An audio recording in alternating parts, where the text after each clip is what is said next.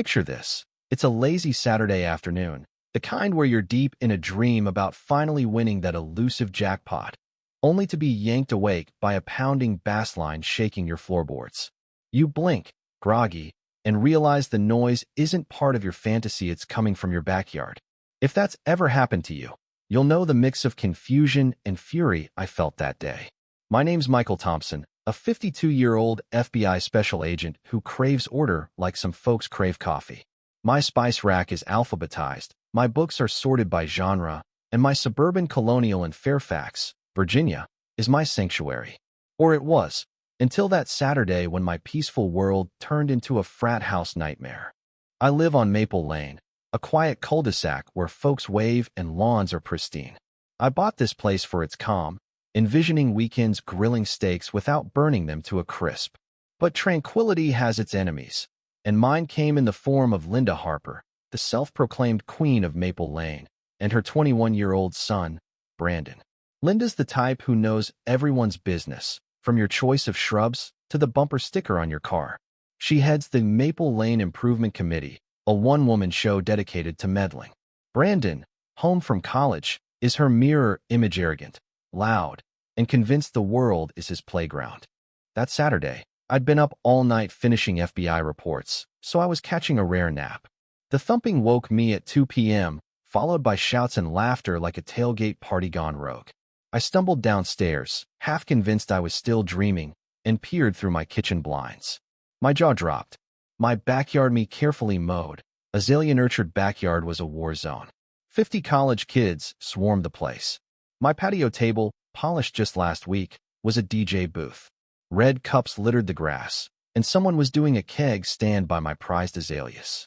Leading the chaos was Brandon Harper, strutting with a soda can and a smirk, as if my yard was his club. Rage hit first, but training kicked in. I'm not just Michael, the guy with the neat sock drawer. I'm Special Agent Thompson. I don't bulldoze problems, I dissect them. I slipped on my FBI windbreaker, clipped my badge to my belt, and stepped onto my patio. The noise hit like a wall, reeking of beer and vape smoke. At first, no one noticed me. Then a girl by the keg froze, nudging her friend. A hush spread as kids spotted the guy in the FBI jacket. Brandon, near the DJ, turned, and here's the kicker, grinned. Not shocked, not scared, but smug. He sauntered over, hands in his pockets, and said, "Well, Agent Thompson, joining the fun? Or is it just Mike when you're off duty?" His buddy snickered. My blood pressure spiked, but I kept my voice steady. "Brandon, this party's over.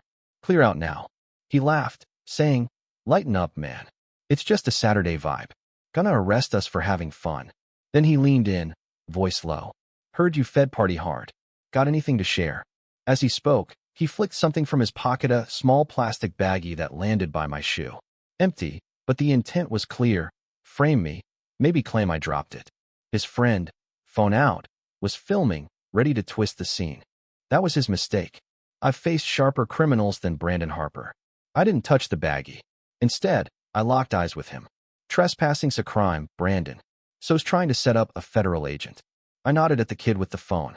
"Your friend might want to rethink recording. Fabricating evidence has consequences." The kid lowered his phone, pale. Brandon's smirk wavered. I gave them 60 seconds to leave, promising calls to the Fairfax police and Brandon's university dean. The mention of Dean Reynolds, a stickler for rules, hit home. Kids started bolting, dropping cups, and hot dogs. Within minutes, my yard was empty, save for trash and a shaken Brandon, hustled away by his pals. But this wasn't over. Linda Harper had raised a son who thought he could toy with an FBI agent, and she'd enabled every step. She'd been a thorn since I moved in. A black man in a mostly white neighborhood, I'd felt her eyes from day one. She'd complained about my welcome mat's color, called the cops when I washed my car on a Sunday, and whispered I was shady because of my late hours. Once, she saw me leave in an unmarked sedan and spun tales of espionage. Exhausting, but I'd ignored her until now. I spent the weekend cleaning, filling 6 trash bags with debris, including a rubber duck and a sticky poetry textbook. My azaleas were battered, my patio slimy. As I scrubbed, I planned. Phase 1, evidence. I photographed every crushed can, every footprint, and got repair estimates. Phase 2, Brandon. I called Virginia State University's Office of Student Conduct, sending a report, photos, and the baggie in a Ziploc for effect. I didn't use my FBI clout, just facts. By Wednesday, Dean Reynolds had summoned Brandon. Rumors later reached me via my neighbor, Mr. Jenkins. Brandon was kicked from his frat, put on probation, and assigned ethics classes and community service. His frat boy crown was tarnished, and I savored the irony. Linda was trickier. Her power came from gossip and intimidation. I waited for the right moment, which came at a Maple Lane meeting hosted by Mrs. Carter, a kind soul who valued community. Linda arrived, clipboard in hand, ready to dominate. When Mrs. Carter asked for concerns, I stood. Some of you heard the noise last month, I said. Brandon Harper threw a 50-person party in my yard without permission, damaging my property and breaking county noise laws. Linda scoffed. Boys will be boys.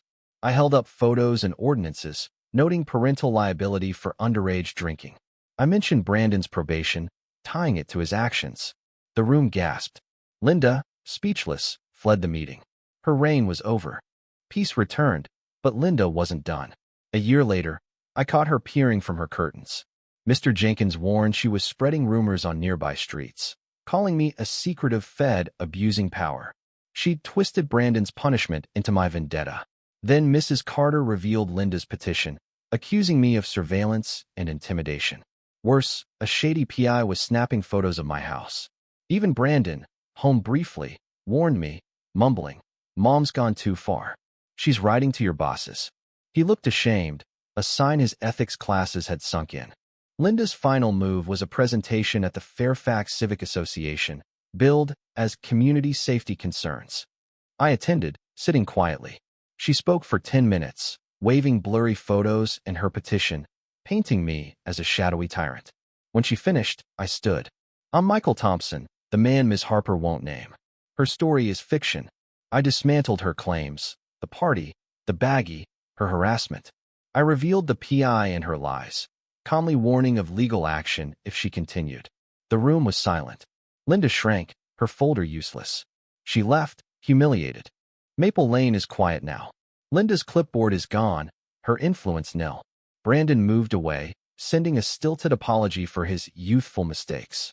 My azaleas bloomed again, my weekend serene. Patience, facts, and dignity won. Justice doesn't need fireworks, it needs truth. What do you think? Have you faced bullies or injustice in your life? Should we meet aggression with force or strategy? Share your thoughts below. I'd love to hear your take on standing up to unfairness. Let's get this conversation going.